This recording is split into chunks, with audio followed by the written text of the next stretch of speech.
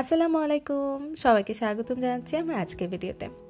আজকের ভিডিওটা শুরু করছি আমি আমার ছেলের ডে কেয়ারের সামার প্রোগ্রামে যাব। তাই সামার প্রোগ্রাম বলতে এখানে বোঝাচ্ছে জুন জুলাই আগস্ট অবধি সুইডেনের সামার থাকে।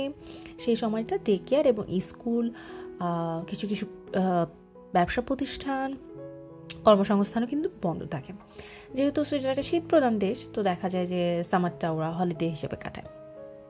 আর আজকে আমি যে ডে কেয়ারের যে প্যারেন্টস ইনভিটেশনে যাচ্ছি সেটা হচ্ছে মূলত যারা এই অগস্ট থেকে যে বাচ্চারা মূলত 6 বছরে পা রাখছে এবং তারা এরপর থেকে ডে কেয়ারে আসবে না, তারা স্কুলে যাবে, তাদের স্কুল জীবন শুরু হতে যাচ্ছে, কেজি বা ক্লাস 1-এ পড়া শুরু করবে, তাদেরকে বিদায় জানানোর জন্য আজকে সামারের প্রোগ্রামটা।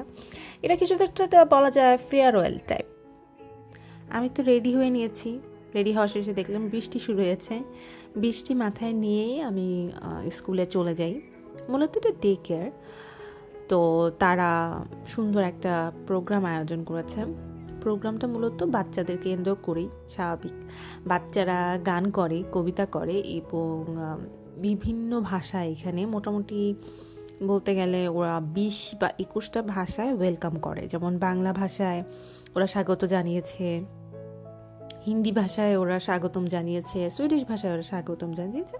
প্রত্যেকটা বাচ্চা এভাবে এক একটা ল্যাঙ্গুয়েজে স্বাগতম জানিয়েছে।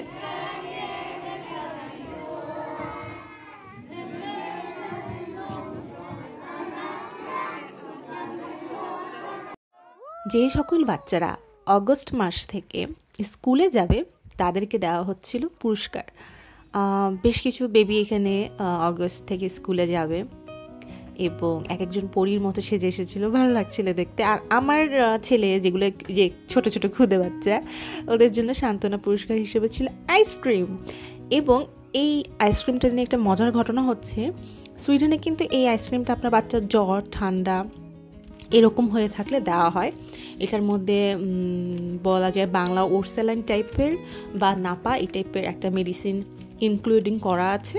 তা আপনার বাচ্চার যদি জ্বর হয়ে থাকে, ঠান্ডা লেগে থাকে, সর্দি হয়ে থাকে, মুখে অরুচি থাকে, তখন ওরা এই আইসক্রিমটা খেতে দেয়। প্রোগ্রাম তো শেষ, ওই আইসক্রিম খেতে খেতে আমার ছেলে তো চলে এসেছে, কিন্তু আমাদের তো খাওয়া দাওয়া করতে হবে। আজকে একটা চাঁদপুরের ইলিশ নামিয়েছি। আমি সুইডেন আসার পর এই প্রথম ইলিশ কিনেছি, চাঁদপুরের ইলিশ। এইটা আমাদের পড়েছে প্রায় 231 ক্রোনার মতো। তো 231 ক্রোনাকে 13 টাকা দিয়ে গুণ করলে যেটা হয়, এই ইলিশটা আমার অত টাকা পড়েছে। এটা শুধু আসলে চোখের লোভ। আমরা আসলে মাছে ভাতে বাঙালি, তো অনেকদিন পর ইলিশ মাছ দেখে না লোভ সামলাতে পারিনি। তো যাই হোক, আজকে ইলিশ মাছ দিয়ে ভাত খাবো। তাড়াহুড়া করে জামা কাপড় যেগুলো লন্ড্রি থেকে নিয়ে এসেছিলাম সেগুলো গুছিয়ে নিচ্ছি, কারণ একবার যখন ইলিশ মাছে হাত দিয়ে দিব তখন ওই ইলিশ মাছের গন্ধটা কিন্তু হাতে অনেকক্ষণ রয়ে যায়। দেখা যায় বারবার হ্যান্ড ওয়াশ করতেছি, বারবার সাবান ব্যবহার করছি, তারপর কেমন যেন হাতে রয়ে যায়।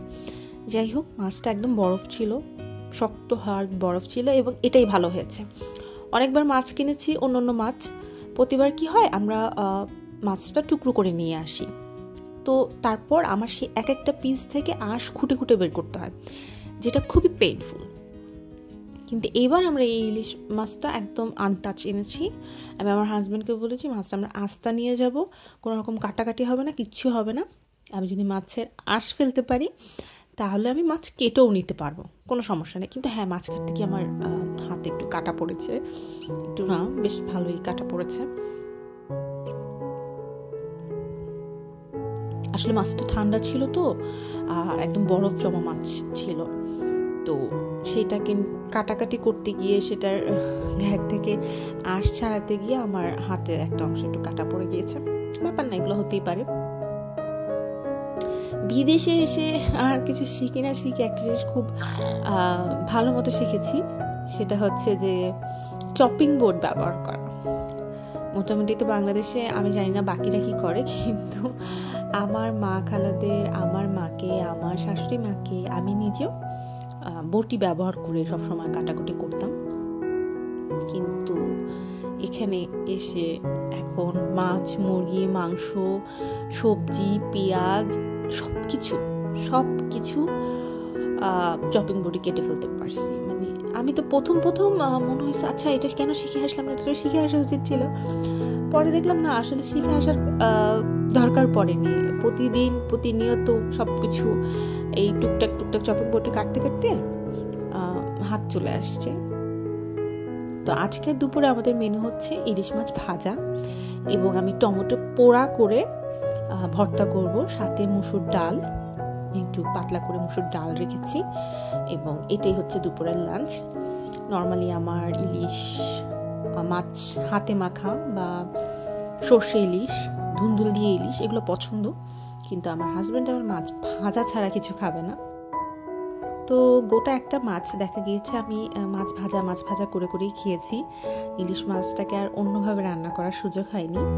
যাই হোক, আলহামদুলিল্লাহ সব কিছুর জন্য, এবং অনেক অনেক ধন্যবাদ জানাচ্ছি আজকের ভিডিওটা যারা দেখেছেন।